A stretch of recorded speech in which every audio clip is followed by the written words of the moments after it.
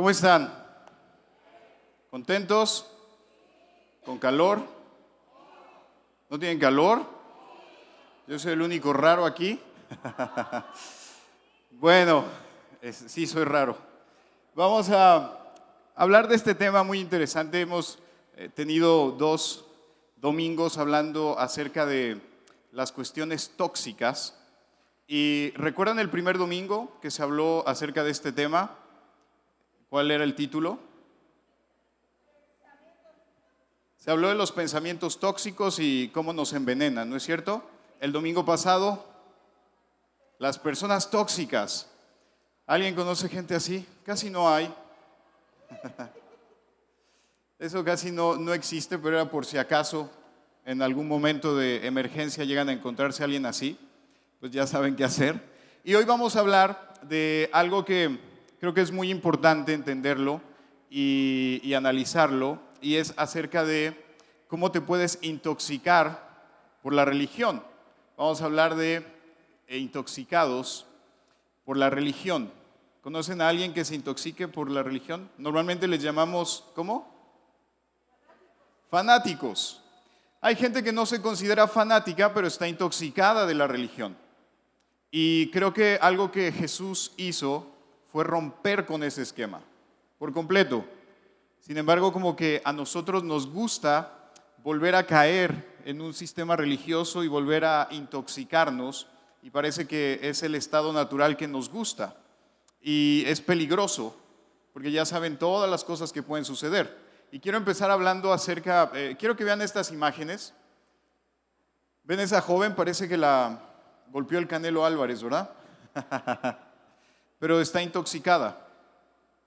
No la ha golpeado nadie. Miren un antes y un después de otra persona. Es dura la intoxicación, ¿no es verdad? ¿Alguien se ha intoxicado alguna vez a ese nivel? Es feo intoxicarte. Prácticamente estás envenenando tu cuerpo. Y eso es lo que nos sucede. Y lo triste es que hoy en día, siglo XXI, muchas religiones, muchas iglesias, y voy a hablar en particular, muchos cristianos viven intoxicados. Cuando los ve una persona no cristiana, es así como los ve. Dicen, oye, qué deforme está, ¿qué le pasó? Aunque nosotros no nos damos cuenta, porque nosotros creemos que es ya nuestro estado natural. Y entonces entre nosotros pasamos desapercibidos porque nos vemos todos iguales. Pero cuando alguien no cristiano nos ve, dice, hay que tener cuidado. Y miren, quiero darles algunos consejos para identificar algunos líderes tóxicos que se pueden encontrar. Con líderes me refiero a pastores, profetas, maestros, evangelistas, todo eso que ya conocemos. La primera característica que te vas a encontrar en este tipo de líderes es que te dicen qué hacer o qué no hacer. Y ahí hay que tener cuidado. Yo sé que uno dice, oye, pero yo me acerco normalmente a un líder para que me diga qué es lo que tengo que hacer. Pero un líder no te va a decir qué es lo que tienes que hacer. Un líder te va a dar opciones, pero al final la decisión la vas a tomar tú. Cuando alguien te obliga y te dice, es que tú tienes que hacer esto, entonces vas a intoxicarte muy rápidamente. ¿Han escuchado personas que dicen, yo no voy a una iglesia porque el día que vaya a una iglesia me van a decir que deje de hacer esto, que deje de hacer aquello? No es porque sean adivinos, es porque ya intentaron ir algún día y se enfrentaron a esa toxina de esos líderes y entonces dijeron, ¿sabes qué? Yo no quiero que nadie controle mi vida. Lo voy a poner en términos sencillos. Cuando recientemente he subido un poco de peso y alguien me decía, oye, como que estás subiendo de peso, deberías de ponerte a hacer más ejercicio, ponerte a dieta. Ahora me río, pero cuando te lo dicen, aunque es y más cuando es una persona muy cercana, ¿qué es lo que haces? No le dices, sí, muchas gracias, oye. No, por dentro estás diciendo, Señor, envíale tu fuego y consúmelo, ¿no? Pero porque no nos gusta que nos digan qué debemos hacer y qué no debemos hacer. Entonces tenemos que tener cuidado con ese tipo de líderes y ese tipo de mensajes. leemos la Biblia, está lleno de sugerencias. Es más, si regresamos al inicio, cuando vemos acerca de Dios sobre la humanidad, muchos creemos que Dios está detrás de una nube, como estos líderes tóxicos, esperando a que nos equivoquemos para castigarnos. Pero la realidad es que Dios nos sugiere, mira, no hagas esto porque hay una consecuencia. ¿Quién decide hacerlo o no hacerlo? Ahí es donde cambia todo, ¿no? La siguiente característica es que usan el miedo como arma. Eso les encanta. Son personas que te dicen, y aquí espero no ofender a nadie, pero son personas que te dicen que Cristo viene pronto, por lo tanto, tienes que comportarte de cierta manera. Tienes que ir a la iglesia todos los domingos, tienes que dar tu diezmo, porque si un domingo no diste tu diezmo y Cristo viene, no sabes cómo te va a ir. Y empiezan a usar el miedo. Y la gente vive atemorizada. Y cuando les preguntas por qué van a una reunión los domingos, y no nada más los domingos, van lunes, martes, miércoles, jueves, viernes, sábado 2 veces, y domingo a veces 3 o 4, ¿no? Y ellos dicen, porque Cristo viene, y no vaya a ser que me encuentre mal. Entonces, te van a tener siempre con temor.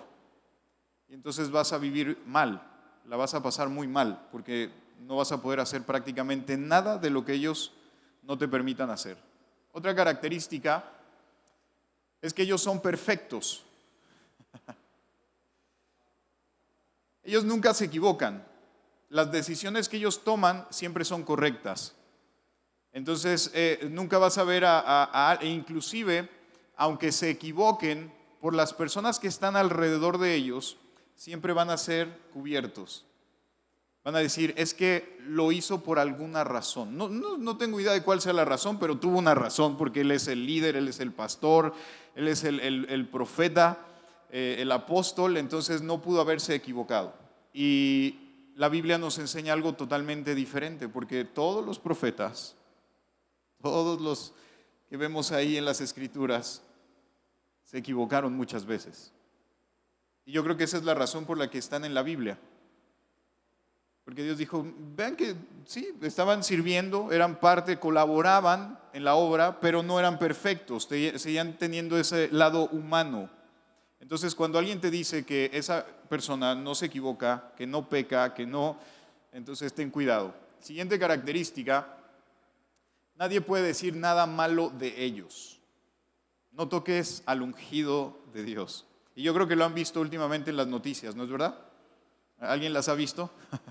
Hay un ungido de Dios, escogido, que está ahora mismo en la cárcel enfrentando un proceso penal, y la gente está vuelta loca si escuchan hablar mal de esa persona. Nosotros estamos cerca de un lugar de reunión de ellos, y de verdad que es increíble ver todo lo que hacen y cómo están. El día que lo detuvieron, yo pensé que había un ataque zombie o algo así, porque corrían por las calles para llegar al lugar. De verdad era una locura. Y como 2 de la mañana empezaron a elevar cantos y bueno, hacían un montón de cosas, porque nadie puede decir nada malo de ellos. Y yo he estado en congregaciones, en lugares donde el pastor no permite que nadie hable ni de él ni de su familia, algún error que pudieran tener, porque entonces es motivo de expulsar a alguien de la iglesia. Entonces hay que tener cuidado con eso. Siguiente, son los iluminados. Solo a ellos Dios les habla. Dios me habló y me dijo que teníamos que hacer esto. Yo le decía a la iglesia en Cuautla, les decía, yo también escucho el mismo silencio que ustedes escuchan cuando le piden algo a Dios en medio de una desesperación. Ese silencio que ustedes han escuchado, yo también lo escucho. Cuando le digo, Dios, ¿por qué está pasando esto? ¿Por qué está sucediendo esto? Y no hay respuesta, es lo mismo. No hay diferencia. Entonces, tenemos que entender eso, ¿no? Los líderes tóxicos se sienten como únicos, especiales, iluminados, y no hay nadie fuera de ellos. Ellos son los que escogen, ellos son los que deciden, ellos son a los que Dios les habla, Dios les dice, y hay que tener mucho cuidado. Con eso no estoy diciendo que Dios no nos pueda hablar. Pero si soy sincero, al menos a mí nunca me ha hablado Dios audiblemente, así que yo esté en la regadera y que de pronto escuche a Dios, no. Lo hace de maneras diferentes, y yo creo que ustedes lo han experimentado también. Cuando están en el tráfico y parece que están teniendo una conversación con ustedes mismos, puede ser que no sea con ustedes mismos, puede ser que sea Dios hablando ahí, o cuando sienten en sus pensamientos, en su corazón, algo que dicen, creo que es Dios quien me está guiando en eso. Eso es lo que yo siento, yo nunca lo he escuchado, entonces no soy de esos iluminados, todavía me falta mucho, porque para llegar ahí te ponen muchos pasos. Entonces tenemos que tener cuidado con ese tipo de líderes, y si ustedes conocen a alguien que se ha acercado a ese tipo de lugares, díganle, ten cuidado. Y no me estoy refiriendo solamente a personas fuera de la iglesia cristiana, porque dentro hay muchos de ellos y hay que tener mucho cuidado. Si me ayudan con la siguiente. Vamos a ver algunos síntomas que podemos sufrir cuando estamos intoxicados. Aquí anoten, pongan mucha atención porque puede ser que necesiten una receta o un antídoto, como decía Pepe, contra ese veneno que a veces nos ataca. Yo podría decir que es el virus o el veneno de la religión. Miren el primer síntoma. No estás seguro de ser aceptado. Ese es uno de los principales síntomas. La gente se siente como que le hace falta algo para que Dios te acepte, o Dios te ame, o seas parte de la familia de Dios. ¿Alguien se ha sentido alguna vez así? No levanten la mano, yo solamente estoy haciendo la pregunta, pero hay momentos donde nos sentimos como que, Dios, estoy fallando y necesito como algo que me complemente para ser aceptado. La realidad es que eso no pasa en los hijos de Dios. Porque voy a poner un ejemplo y no sé si lo he utilizado acá. Si Jonathan, mi hijo, me dijera un domingo, un sábado en la mañana, papá, voy a lavar tu carro y voy a hacer el aseo en la casa y voy a lavar los trastes, es más, voy hasta lavar la ropa porque quiero ser más hijo tuyo. ¿Es absurdo eso? Uno dice, ¿cómo es posible que diga eso? O para que me ames más, para que entonces tú me quieras un poquito más que a Mateo. Yo diría como papá, oye, te volviste loco. No tienes que lavar el carro, está bien que lo laves, pero no lo tienes que hacer. No tienes que hacer el aseo o lavar los trastes o la ropa o hacer todo ese tipo de cosas para que yo te ame. Te amo porque eres ¿qué? Mi hijo. Por eso, esa es la razón por la que te amo. Y nosotros somos amados y aceptados por Dios, ¿por qué razón? Porque venimos los domingos, porque diezmamos, porque oramos, porque ayunamos, porque ayudamos a otros, porque leemos la Biblia. Es más, hay gente que dice, Dios, te voy a leer la Biblia todos los días. Yo creo que Dios se ríe y dice, no la escribí para mí, la escribí para ti, para que la leas tú, para que tú aprendas, no para que me enseñes a mí. Pero muchos que están con esta toxina de la religión lo hacen de esa manera. Entonces yo me levanto a las 5 de la mañana a orar por 2 horas para que Dios me dé una unción especial, y entonces cuando toque a una persona sienta esa unción y a veces caiga al piso y algunos se revuelquen o cosas así. O, ¿saben una cosa? Creemos que así son las cosas. Cuando yo veía todos estos puntos decía, ¿se acuerdan de esa burra que Dios usó? ¿Cuánto tiempo pudo haber orado o ayunado? ¿Cuántas veces pudo haber ido a una congregación? para que Dios la usara. Ese joven que iba con los panes y los peces, yo creo que ni tenía idea que iba a ser usado. Pero cuando estamos intoxicados, creemos que tenemos que buscar la aceptación de Dios. Cuando Dios dice, yo te he aceptado. ¿Saben por qué no sentimos que somos aceptados y vivimos bajo ese yugo? Porque creemos que la aceptación es por lo que nosotros hacemos. Y se nos olvida que nosotros somos, pastor, si mañana peco, ¿sigo siendo aceptado? Sí. ¿Sabes por qué? Porque no es tu acción la que te hizo acepto delante de Dios. Fue la acción de Jesús en la cruz la que te dio esa aceptación. Y esa sigue válida, esa no cambia. Entonces hay personas que se sienten así. Siguiente síntoma es que tienes miedo a fallar. ¿Será que es la voluntad de Dios que haga esto?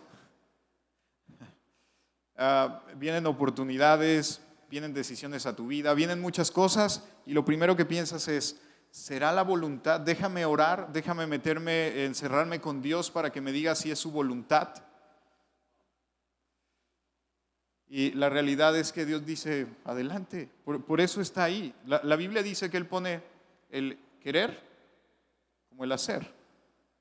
O sea que antes de nosotros desear algo en nuestro corazón, Él ya lo ha puesto. Yo simplemente sigo caminando en ese deseo que Dios puso en mi corazón. Pero a veces estamos ahí como que, ay Señor, ¿será?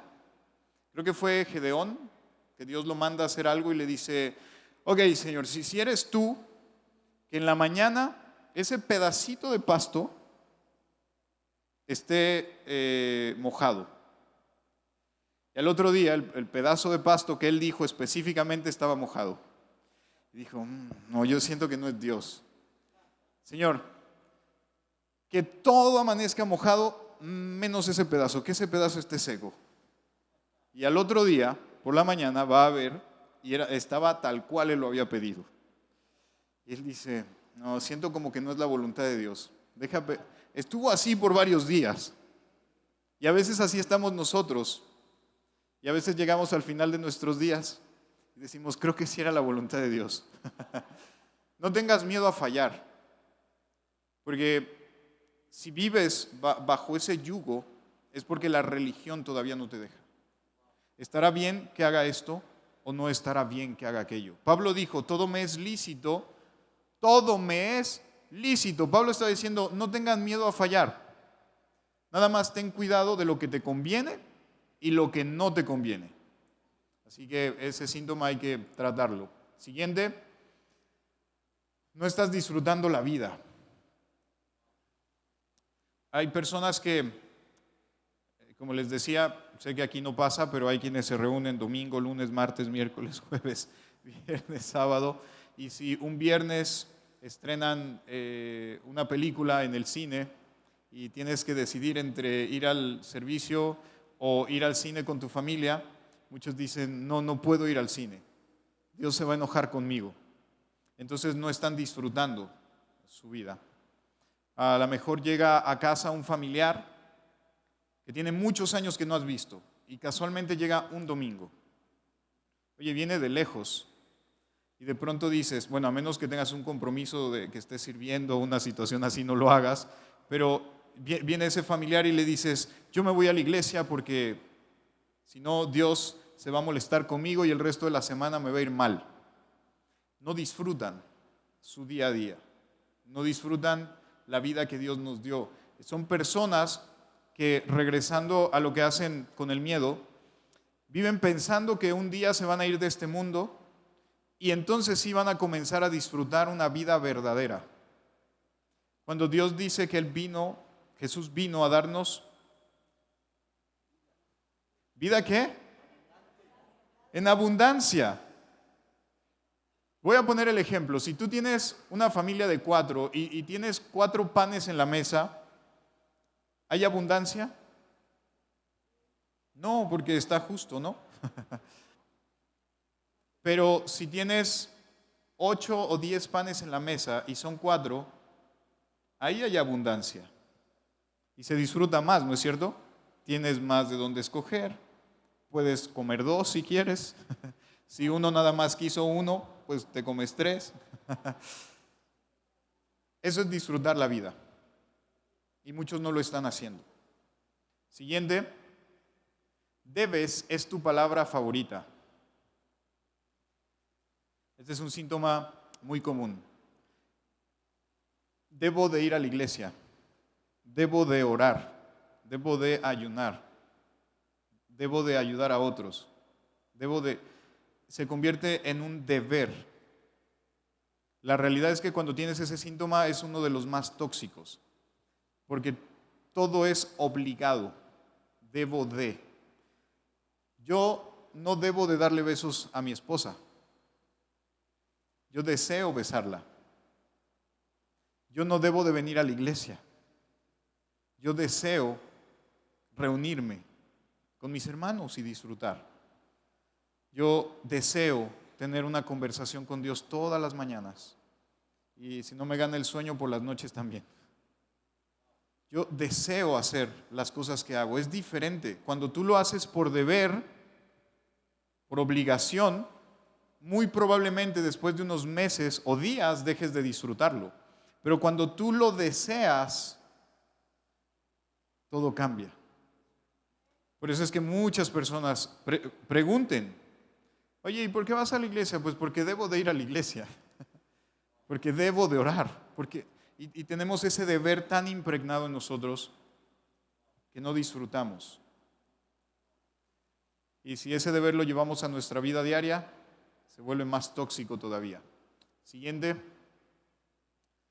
juzgas a todos. Empiezas a ver lo mal que están todos los demás, menos tú. ¿Saben cómo yo puedo ver eso? Cuando lamentablemente se hace, y digo lamentablemente, se hace una marcha en contra de la igualdad de género. Y entonces todos nuestros amigos y colegas cristianos salen a marchar y se manifiestan y ponen cuanto texto bíblico en contra de la homosexualidad y todo ese tipo de cosas. ¿Saben por qué me doy cuenta de eso? Porque están juzgando a una persona que tiene un problema de identidad. Pero nunca los he visto marchar por decir, vamos a marchar para que se acabe las mentiras de las personas. O vamos a marchar para que se deje de robar. Nunca ha habido de esas marchas cristianas, yo nunca las he visto.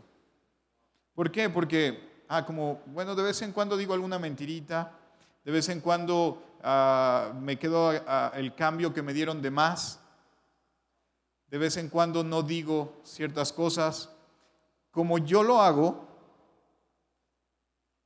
no es tan grave, pero lo otro sí es más grave y entonces hay que manifestarnos. Quiero aclarar, no estoy diciendo que estoy a favor. Estoy diciendo que si estás juzgando a otros, júzgalo todo. No juzgues nada más lo que a ti no te va a molestar, porque entonces te metes en problemas. Y ese es un síntoma enorme de la religión.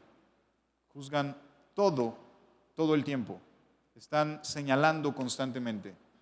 Si vas con tu familia y eres el pastor y de pronto uno de tus hijos, por quizá amistades de la escuela, qué sé yo, dice una mala palabra, se le sale una grosería, inmediatamente la gente murmura, el otro día el hijo del pastor estaba... Siempre van a juzgar. Y yo sé que muchos están así como que... Siguiente. Sientes que eres superior a otros. Te sientes mejor que otras personas. Inclusive, no solamente tú te sientes mejor, sino que sientes que tu comunidad es mejor que otros. Bienvenidos a la mejor iglesia que hay en la ciudad. Aquí sí se siente el Espíritu de Dios. Aquí sí en la alabanza fluye el Señor. Como tenemos un ukulele, ¿se llama? En otros lugares no tienen, entonces aquí la alabanza es mejor. Ah, todo ese tipo de cosas surgen debido a la religión. Miren el siguiente. ¿Crees que la verdad es un argumento bíblico? Nosotros tenemos la verdad, porque tenemos teólogos, tenemos los mejores expositores de la palabra, porque aquí cada vez que estamos predicando hablamos en lenguas también.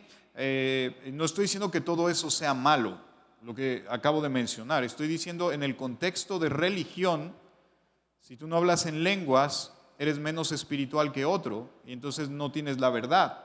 Si han orado por ti y nunca te has caído, entonces quiere decir que hay algo ahí que se resiste y como yo me he caído, pues soy más espiritual que otros. Si yo me levanto a las 5 de la mañana y la mayoría se levanta a las 7 a orar, entonces yo tengo como que un privilegio más por parte del Señor. Entonces, todo ese tipo de cosas, incluyendo el tener como argumento bíblico la verdad, nos llevan a vivir una religión. Y lo malo de la religión es que nos esclaviza y nos mata lentamente. La Biblia dice, ¿dónde podemos encontrar la verdad? ¿Saben que ni la Biblia es la verdad? Jesús dijo, yo soy el camino, la verdad y la vida. Entonces la verdad no es un argumento, no es que sepamos toda la Biblia o que sepamos qué texto sacar cuando estamos platicando con alguien que piensa diferente a nosotros. La verdad es una persona. Y me atrevería a decir que hay personas que quizá no van a un lugar a congregarse o no han venido a un lugar como este, pero conocen a la verdad. Porque en algún momento de su vida han tenido un encuentro con Jesús. Y quizá no ha llegado el momento de que se reúnan en un lugar, pero ya lo han conocido. Conocen la verdad. Y si están infectados con la religión, yo sé que van a decir, no es cierto. Vamos a avanzar. Miren, algunos cuando están intoxicados dicen, estoy tan bien, mi vida es tan perfecta, yo soy tan cumplido en las reglas religiosas que parezco santo, ¿no? Algunos se ven así, hay algunos otros que se ven de una manera un poco distinta, pero se sienten religiosos. Y de vez en cuando, aquí no, pero en Cuautla con el calorcito, algunos se ven así. Pero siempre creemos que tenemos la mejor imagen. ¿Y saben qué? Sí tenemos una buena imagen. Porque Dios nos ve a través de Jesús. Nos ve en Jesús. Y eso nos da una buena imagen donde sea que vayamos. Siempre. Y equivocarte, fallar, de pronto no tomar buenas decisiones, no te aleja de Dios, sino que te acerca más. ¿Sabes por qué? Porque no hay a dónde ir. Y cuando no tienes a dónde ir, no te queda otro lugar más que voltear a ver a Dios. Es decir, Señor, ya no sé para dónde. Cuando eres religioso o estás intoxicado con la religión, no tomas ese camino. Cuando tú estás intoxicado por la religión, el camino que tomas es, seguramente me está yendo mal en la vida porque necesito orar más. Seguramente tengo problemas matrimoniales porque no he ayunado lo suficiente. Es más, tengo problemas económicos graves porque no he diezmado, le he robado a Dios. Y vienen esos pensamientos y entonces la gente dice, ok, la solución es fácil. Tengo que dar más dinero a la iglesia. Tengo que ayunar más. Ahora tengo que orar más. Y entonces mi vida va a cambiar. Y la realidad es que no. Tu vida va a seguir empeorando. Hasta que rompas con esa toxina de la religión y digas, Dios, ya no puedo más. La religión te lleva a verte a ti, y cuando vas con Dios, dejas de verte tú y comienzas a verlo a Él. Y ejemplo claro, Adán y Eva. ¿Se acuerdan? Adán y Eva, cuando comen del fruto del árbol de la ciencia del bien y del mal, lo primero que voltearon a ver, ¿qué fue? Sus cuerpos. Dijeron, ¡hey, estamos desnudos! Vamos a cubrirnos. ¿Habían estado desnudos? Sí. Pero ellos volteaban a ver ¿a quién? A Dios. Tenían una relación con Dios. El día que comen de ese fruto, se empiezan a ver a ellos. Dicen, tenemos imperfecciones, tenemos un problema grave, hay que cubrirnos. Y eso con lo que se cubren, si lo tipificamos a lo que hacemos hoy nosotros, son las obras que nosotros tratamos de hacer para Dios, para no vernos desnudos delante de Él. Cuando vemos que Dios lo que quiere es desnudarnos, es decir, que toda nuestra autosuficiencia se desmorone para decir, eso es justo lo que yo quería. Ya que dejaste tú de intentar solucionar tu vida y ya te cansaste, entonces déjame entrar a mí, déjame empezar a hacerlo yo. Y la religión va a afectar 4 áreas. Hay más áreas que puede afectar, pero voy a hablar de 4 que van a quedar dañadas cuando estás expuesto a la religión. La primera de ellas es tu identidad. Tu identidad se va a dañar completamente. No vas a saber quién eres, cómo Dios te ve, cuál es el propósito de Dios para tu vida. Cuando no tienes identidad, siempre estás buscando la voluntad de Dios. ¿A alguien le ha pasado alguna vez que dices, necesito encontrar cuál es la voluntad de Dios o cuál es el propósito de Dios para mi vida? Y decimos, déjame buscarlo, ¿cuál es? Si yo llego a casa y llego cansado y quizá me siento en la sala y tengo sed y Jonathan está cerca de donde yo estoy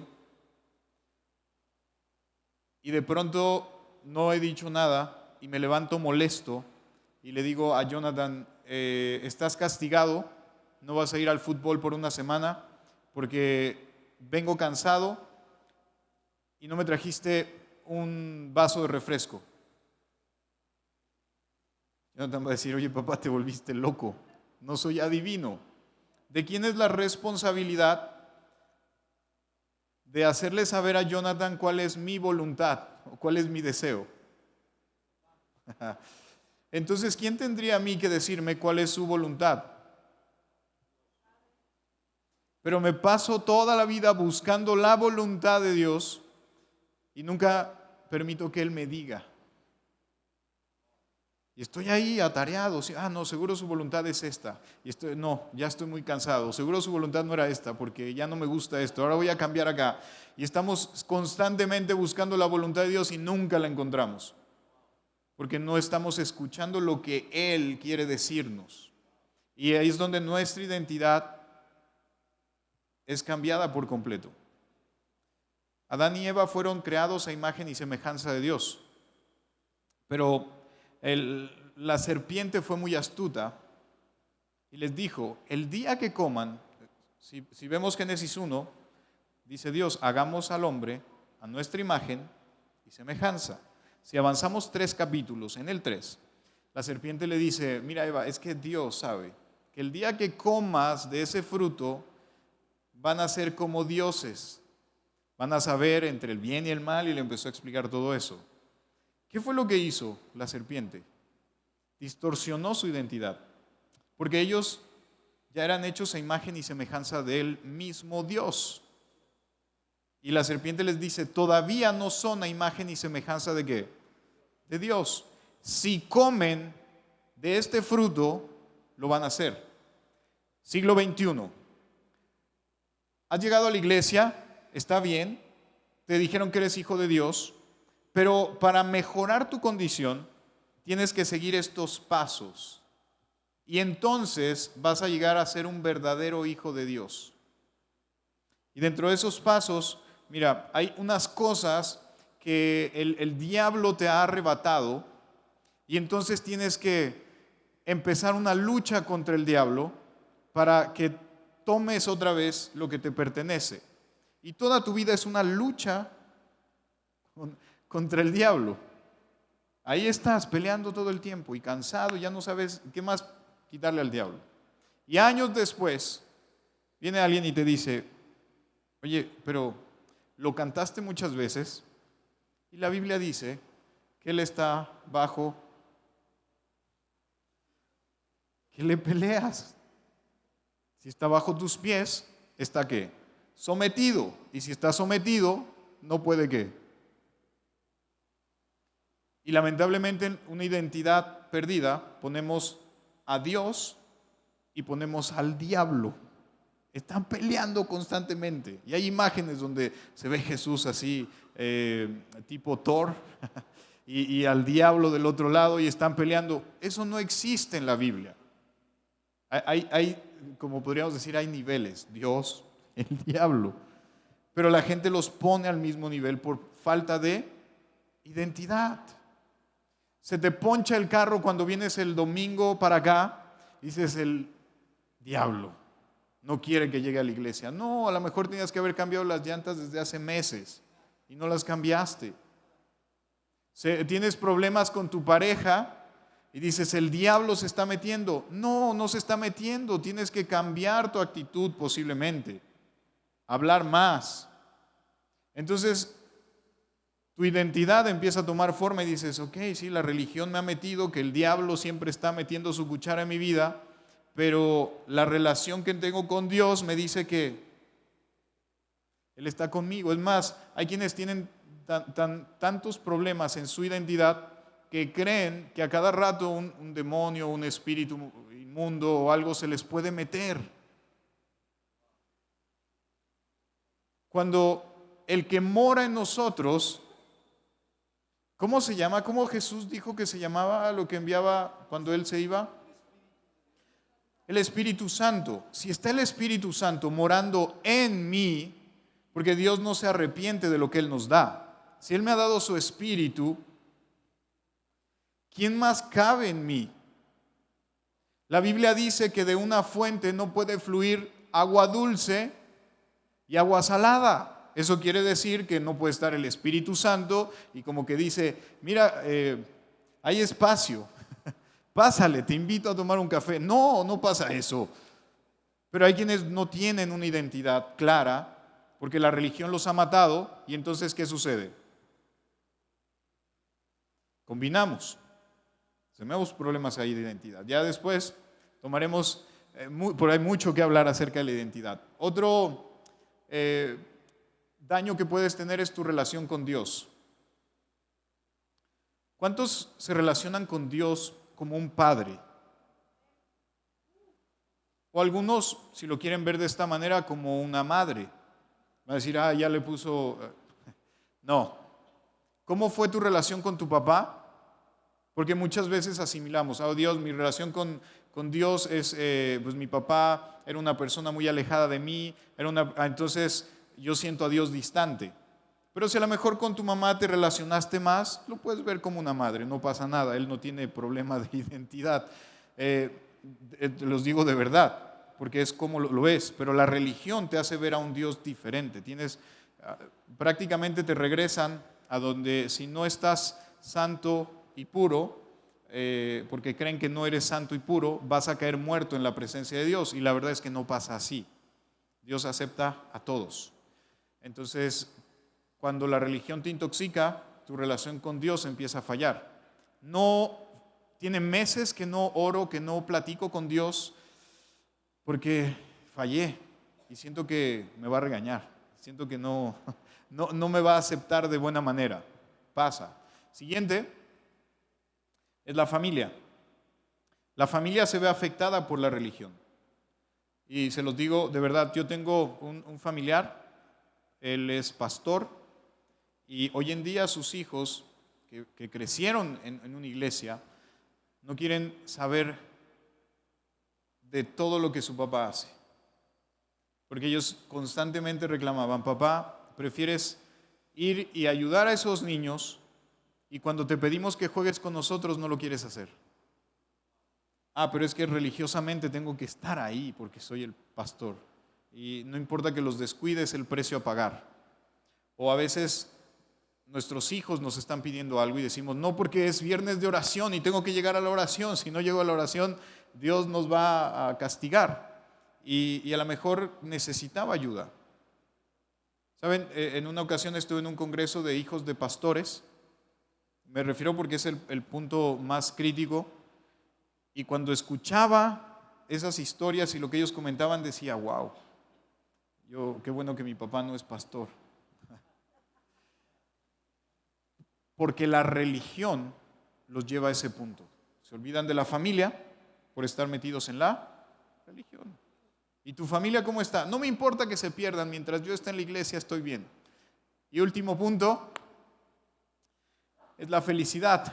La religión nunca te va a dejar ser feliz. Nunca.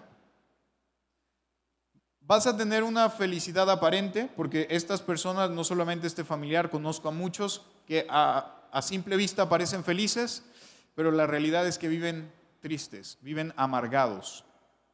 Por dentro se están consumiendo. Y eso es lo que hace la religión. Nunca te va a dejar ser feliz. Si religiosamente dices, voy a ir todos los domingos a la iglesia, llevas 6 años viniendo los domingos a la iglesia sin faltar ninguno porque la religión así te lo pide, después viene la religión y te dice, hey, pero no has ido a la oración, no eres constante. Y entonces dices, ok, ya los domingos lo tengo cubierto, ahora voy a empezar a ir los viernes a la oración. Y después ya estás los viernes en la oración, no has fallado, y de pronto te dice, pero ¿y los miércoles? No has ido al grupo de estudio. Y tú dices, rayos, es cierto, no voy los miércoles. Y entonces vas los miércoles y estás ahí religiosamente los miércoles también y te va a decir, oye, pero como que tus diezmos no son constantes. Un domingo sí, 20 no, algo está pasando ahí, estás fallando. Y entonces dices, es cierto, estoy fallando. Y entonces empiezas a dar tus diezmos. Y ya que das tus diezmos, vienen los domingos, los viernes a la oración, vas al grupo, te dice, en el caso de los hombres, no has ido al grupo de hombres o no has ido al grupo de mujeres, en el caso de las mujeres. Y tú, Dios mío, es cierto, me siento mal ahora por no ir al grupo. Y nunca disfrutas. ¿Estoy diciendo que no vayas a esos lugares? No. A esas actividades, no. Estoy diciendo que si lo haces por imposición y no porque lo deseas, no lo vas a disfrutar, no vas a ser feliz. Vas a venir acá así como cuando uno trae a un adolescente. Así de, pues es que vengo porque si no en la semana no me dejan salir. Eso es lo que hace la religión. Pero, siguiente, por favor, ya estamos terminando. Vamos a leer este capítulo. Voy a hacerlo lo más rápido posible porque no quiero tomar más tiempo.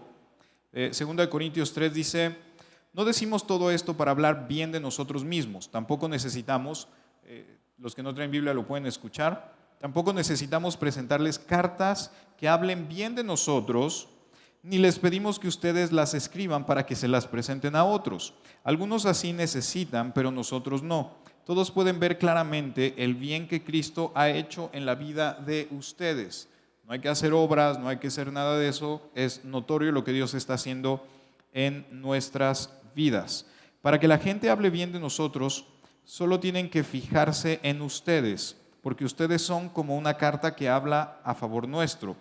Cristo mismo la escribió en nuestro corazón para que nosotros la presentemos. No la escribió en piedra ni con tinta, sino que la escribió con el Espíritu del Dios vivo, y esa carta está a la vista de todos los que la quieran leer. Por medio de Cristo, Dios nos asegura que todo eso es cierto, pero nosotros no somos capaces de hacer algo por nosotros mismos. Hoy les estoy dando el antídoto a esa religión. Nosotros no somos capaces de hacer algo por nosotros mismos. Yo estoy aquí parado no porque sea bueno leyendo la Biblia o sea el mejor orador, porque no lo soy. sino que es Dios quien nos da la capacidad de hacerlo. Si alguien dice algún día es que yo soy, no, es Dios el que nos da esa capacidad. Ahora, Dios nos ha preparado para que anunciemos a todos nuestro nuevo compromiso con Él. Este nuevo compromiso no se apoya en la ley. La ley estaba condicionada por pasos. Tenías que cumplir normas. Ya eso se hace a un lado, sino en el Espíritu de Dios. Y quiero aclarar aquí algo. Cuando hablo de que la ley se hace a un lado, no es que la ley no se cumplió, la ley se cumplió. ¿Alguien de aquí ha cumplido la ley? Muchos dicen son 10 mandamientos, no es cierto, son más de 300.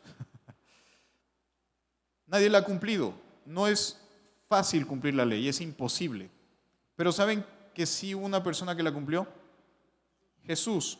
¿Y quién estaba representado en Jesús? La humanidad completa.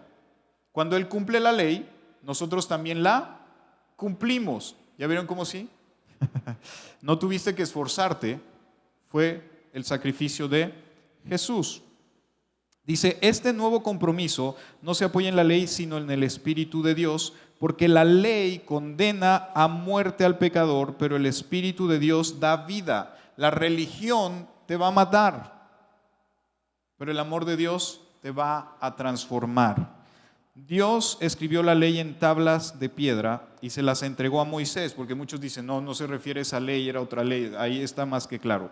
Aquel momento fue tan grandioso que la cara de Moisés resplandecía y el resplandor era tan fuerte que los israelitas no podían mirar a Moisés cara a cara. Sin embargo, ese brillo pronto iba a desaparecer.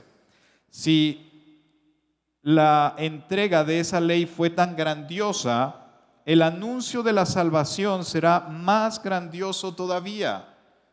Y mucha gente religiosamente dicen, Señor, devuélvenos al Sinaí. Nos gustaría vivir esos días de Moisés. Y la Biblia dice, hey, vamos para adelante, no regreses. ¿A quién le gustaría tener ahora solo tele blanco y negro y teléfonos que no fueran de smartphone? Porque la ley dice que merecemos morir por nuestros pecados, pero gracias a lo que el Espíritu Santo hizo en nosotros, Dios nos declara inocentes. Y eso es mucho más grandioso que lo que hace la ley. Y si fue gloriosa la ley que iba a desaparecer, mucho más gloriosa es la buena noticia que anuncia la salvación eterna. Tan seguros estamos de todo esto que no nos da miedo hablar. No hacemos como Moisés, que se tapaba la cara con un velo para que los israelitas no vieran que el brillo de su cara se iba apagando. ¿Ven lo que hace la religión? Te hace poner apariencias. Ellos nunca entendieron esto. Por eso, hasta el día de hoy, cuando leen los libros de Moisés, no lo entienden. Es como si su entendimiento estuviera cubierto con un velo. Solo Cristo puede ayudarlos a entender. Sin embargo, esto llega a comprenderlo el que se arrepiente y pide perdón al Señor. Es como si le quitaran el velo de su entendimiento, porque el Señor y el Espíritu son uno mismo, y donde está el Espíritu del Señor hay libertad. Eres libre de la religión y de lo que toda persona trate de imponerte, tú eres libre. Y nosotros no tenemos ningún velo que nos cubra la cara. Somos como un espejo que refleja la grandeza del Señor, quien cambia nuestra vida gracias a la acción de su Espíritu en nosotros. Cada vez nos parecemos más a Él. Cada vez que te sientas envuelto en la religión, puedes leer este capítulo completo. Segunda de Corintios 3. Y para hacer un resumen de cuál es el antídoto a la religión, es el amor de Dios. Cuando te sientas que la religión te está envolviendo, recuerda que Dios te ama. Cuando sientas que has pecado lo suficiente como para que Dios no voltee a verte, recuerda que Dios te ama. Cuando sientas que no tienes a dónde ir, solo recuerda que Dios te ama. Vamos a ponernos de pie y vamos a darle solamente gracias a Dios por ese amor y porque Él nos ha hecho libres de la religión.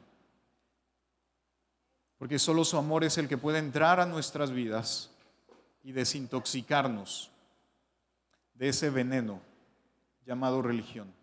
Dios, te damos gracias en esta tarde por el amor que tú tienes hacia nosotros.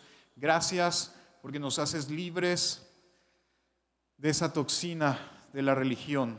Gracias porque me has dado una identidad y porque me permites disfrutar mi vida todos los días.